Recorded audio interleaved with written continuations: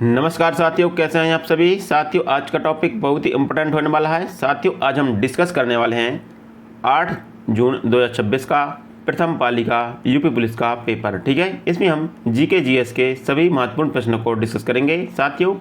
Paper बहुत ही अच्छा आया था, ठीक है, ना तो बहुत ज़्यादा हार्ड था, पेपर मॉडरेट लेवल का था। ठीक है, इसमें करंट के क्वेश्चन ज़्यादा पूछे गए थे, तो हम इन सभी को हम डिस्कस करते हैं। ठीक है, तो वीडियो के अंत तक बने रहिए। चलिए हम स्टार्ट करते हैं साथियों। हमारा पहला क्वेश्चन है कि 6 मार्च 2026 में आए भीषण उष्णकटिबंधीय चक्रवात नरेले ने किस देश को प्रभावित किया। इसमें पूछा गया कि जो मार्च 2026 में भीषण उष्णकटिबंधीय चक्रवात नरेले आया था वह उसने किस देश को प्रभावित किया था। तो इसने किया था मेडागास्कर को प्रभावित। इसका राइट आंसर ऑप्शन बी होगा। हमारा अगला क्वेश्चन है साथियों, हमारा अगला क्वेश्चन कहता है कि वर्ल्ड एंटी डंपिंग एजेंसी का मुख्यालय कहाँ स्थित है। इसमें पूछा गया कि वर्ल्ड एंटी डंपिंग एजेंसी का मुख्यालय कहाँ पर स्थित है।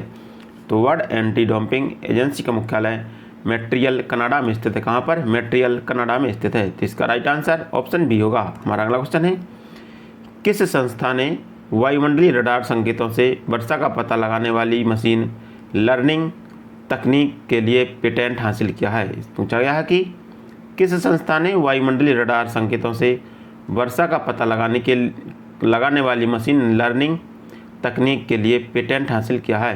तो यह हासिल किया है भारतीय विज्ञान संस्थान ने। तो इसका राइट आंसर ऑप्शन बी होगा। हमारा अगला क्वेश्चन है साथियों, हमारा अगला क्वेश्चन कहता है कि भारत का कौन सा राज्य 2026 में 20 सिटीजन टूवर्ड्स जीरो वेस्ट पहल में शामिल किया गया। इस पूछा गया कि भारत का कौन सा राज्य 2026 में 20 सिटीजन टूवर्ड्स जीरो वेस्ट पहल में शामिल किया गया है।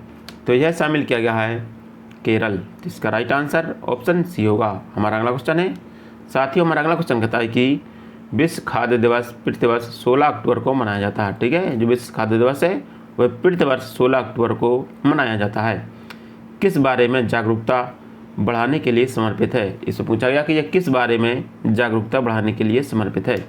तो यह है भूख, खाद्य सुरक्षा, पोषण तथा सतत कृषि पद्धति की जागरूकता बढ़ाने के लिए समर्पित है। तो इसका राइट आंसर ऑप्शन सी होगा। हमारा अगला क्वेश्चन है साथियों, हमारा अगला क्वेश्चन कहता है कि अक्टूबर 2025 तक जीएसटी परिषद द्वारा निर्धारित भारत में सबसे ऊंचा जीएसटी स्लैब दर क्या था। इस पूछा गया कि 2025 तक जीएसटी का सबसे ऊंचा स्लैब दर क्या था। तो सबसे ऊंचा स्लैब दर था 28%। ठीक है, सबसे अधिक 28% जीएसटी ली जाती थी। इसका राइट आंसर ऑप्शन डी होगा। हमारा अगला क्वेश्चन है साथियों, क्वेश्चन कहता है कि बरुआ सागर झील उत्तर प्रदेश के किस जिले में स्थित है। ठीक है, यह क्वेश्चन यूपी से पूछ लिया गया है कि जो बरुआ सागर झील है उत्तर प्रदेश के किस जिले में स्थित है। तो यह है झांसी जिले में स्थित। तो इसका राइट आंसर ऑप्शन ए होगा। हमारा अगला क्वेश्चन है साथियों, हमारा अगला क्वेश्चन कहता है कि भारत में रेपो दर कौन सा संगठन निर्धारित करता है। इस पूछा गया कि जो रेपो दर है वह भारत में कौन सा संगठन निर्धारित करता है। तो यह निर्धारित करता है भारतीय रिजर्व बैंक। तो इसका राइट आंसर ऑप्शन सी होगा। हमारा अगला क्वेश्चन है साथियों, हमारा अगला क्वेश्चन कहता है कि भारत में विदेशी व्यापार को कौन सा संगठन नियंत्रित करता है। पूछा गया कि भारत में विदेशी व्यापार को कौन सा संगठन नियंत्रित करता है। तो यह नियंत्रित करता है GTFT। ठीक है, director general of foreign trade. तो इसका राइट आंसर ऑप्शन सी होगा। हमारा अगला क्वेश्चन है कांवर झील भारत के किस राज्य में स्थित है। पूछा गया कि कांवर झील है जो भारत के किस राज्य में स्थित है। तो कांवर झील बिहार में स्थित है। कहाँ पर? बिहार में स्थित है। तो इसका राइट आंसर ऑप्शन सी होगा। हमारा अगला क्वेश्चन है भारत में समान नागरिक संहिता UCC विधेयक 2026 पारित करने वाला दूसरा राज्य कौन बना। इसमें पूछा गया कि भारत में समान नागरिक संहिता विधेयक 2026 पारित करने वाला दूसरा राज्य कौन सा राज्य बना। तो यह बना है उत्तराखंड। तो इसका राइट आंसर ऑप्शन डी होगा। हमारा अगला क्वेश्चन है पुलिस अनुसंधान एवं विकास ब्यूरो की स्थापना किस वर्ष हुई थी। इस पूछा गया कि पुलिस अनुसंधान एवं विकास ब्यूरो की स्थापना जो किस वर्ष हुई थी। तो यह हुई थी 1970 ईस्वी में। तो इसका राइट आंसर ऑप्शन सी होगा। हमारा अगला क्वेश्चन है निम्नलिखित में से कौन सी नदी पेरिस शहर से होकर बहती है। इस पूछा गया कि कौन सी नदी है जो पेरिस शहर से होकर बहती है। ठीक है, तो इसमें सीन नदी है जो पेरिस शहर से होकर बहती है। ठीक है, जो सीन नदी है वो पेरिस शहर से होकर बहती है। तो इसका राइट आंसर ऑप्शन डी होगा।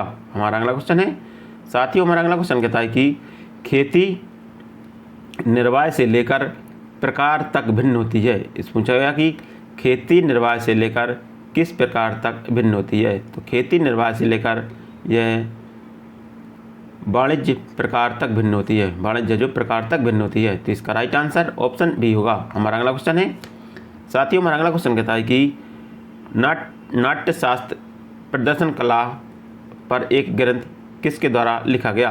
पूछा गया कि नाट्यशास्त्र प्रदर्शन कला पर एक ग्रंथ है वो किसके द्वारा लिखा गया।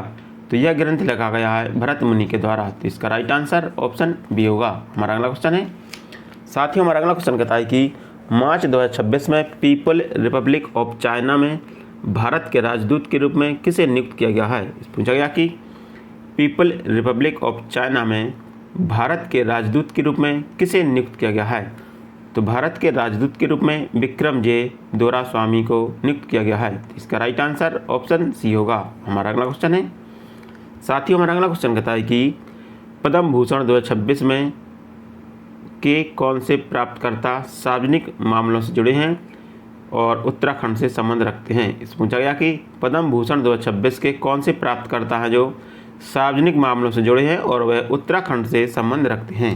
तो ये है भगत सिंह कोश्यारी, ठीक है, भगत सिंह कोश्यारी है जो ये उत्तराखंड से संबंध रखते हैं। तो इसका राइट आंसर ऑप्शन सी होगा। हमारा अगला क्वेश्चन है, बुखारेस्ट किस देश की राजधानी है।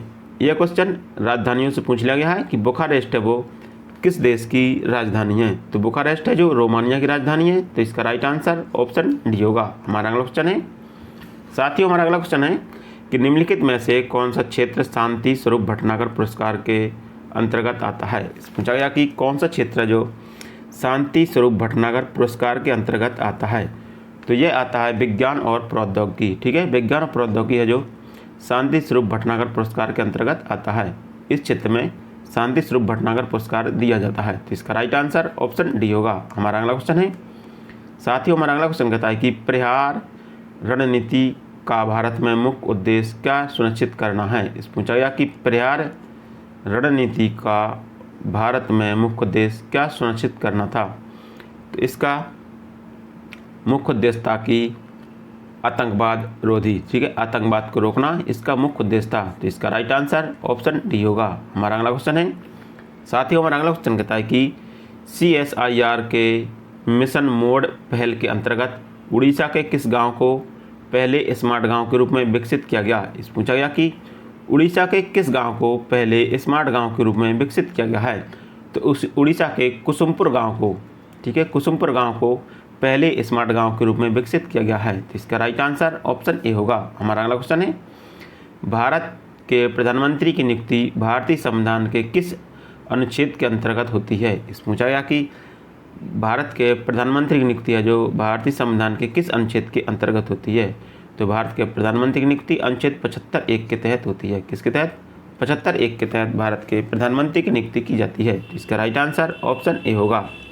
हमारा अगला क्वेश्चन है, साथियों हमारा अगला क्वेश्चन कहता है कि कौन सा प्लेटफॉर्म मुख्य रूप से पेशेवर नेटवर्किंग के लिए उपयोग किया जाता है।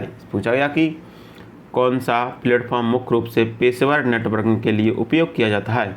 तो यह प्रयोग किया जाता है लिंक्डइन है जो यह पेशेवर नेटवर्किंग के लिए उपयोग किया जाता है। तो इसका राइट आंसर ऑप्शन बी होगा। हमारा अगला क्वेश्चन है, साथियों हमारा अगला क्वेश्चन कहता है कि निम्नलिखित में से कौन सी पर्यावरणीय समस्या मुख्य रूप से ग्रीन हाउस गैस के उत्सर्जन के कारण होती है। इस पूछा गया कि कौन सी पर्यावरणीय समस्या है जो ग्रीन हाउस गैस के उत्सर्जन के कारण होती है।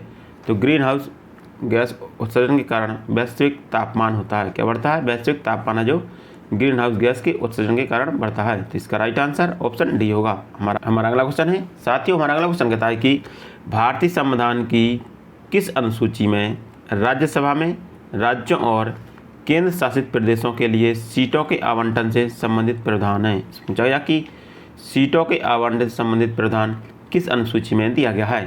तो यह दिया गया है चौथी अनुसूची में। तो इसका राइट आंसर ऑप्शन बी होगा। हमारा अगला क्वेश्चन है, लस्को गुफाएं किस देश में स्थित है। साथियों वेरी वेरी इंपॉर्टेंट क्वेश्चन है, ठीक है। इस बार यह परीक्षा पूछा गया है या कई बार परीक्षा पूछा जाता है कि लास्को गुफाएं किस देश में स्थित हैं? तो लास्को गुफाएं फ्रांस में स्थित है। कहाँ पर? फ्रांस में स्थित हैं। तो इसका राइट आंसर ऑप्शन डी होगा। हमारा अगला क्वेश्चन है, साथियों हमारा अगला क्वेश्चन कहता है कि मधुबनी चित्रकला की उत्पत्ति किस भारतीय राज्य से हुई? इस पूछा गया कि मधुबनी चित्रकला की उत्पत्ति किस भारतीय राज्य से हुई थी? तो मधुबनी चित्रकला जो बिहार राज्य से संबंधित है। तो इसका राइट आंसर ऑप्शन डी होगा। हमारा अगला क्वेश्चन है, साथियों हमारा अगला क्वेश्चन कहता है कि 1888 में बाजार में आए पहले कोडक कैमरे का आविष्कार किसने किया था? इस पूछा गया कि 1888 में बाजार में आए कोडक कैमरे का आविष्कार किसके द्वारा किया गया था? तो यह किया गया था जॉर्ज स्टीमैन के द्वारा। ठीक है, तो इसका राइट आंसर ऑप्शन ए होगा। हमारा अगला क्वेश्चन है, साथियों हमारा अगला क्वेश्चन कहता है कि कौन सा वैज्ञानिक सिद्धांत यह समझता है कि कंपास की सुई उत्तर की ओर क्यों इशारा करती है? इस पूछा गया कि कौन सा वैज्ञानिक सिद्धांत यह समझाता है कि कंपास की सुई उत्तर की ओर क्यों इशारा करती है? ठीक है, तो यह समझाती है पृथ्वी का चुंबकीय क्षेत्र। पृथ्वी का चुंबकीय क्षेत्र है, यह समझाता है कि जो कंपास सुई है वह उत्तर की ओर इशारा करती है। तो इसका राइट आंसर ऑप्शन बी होगा।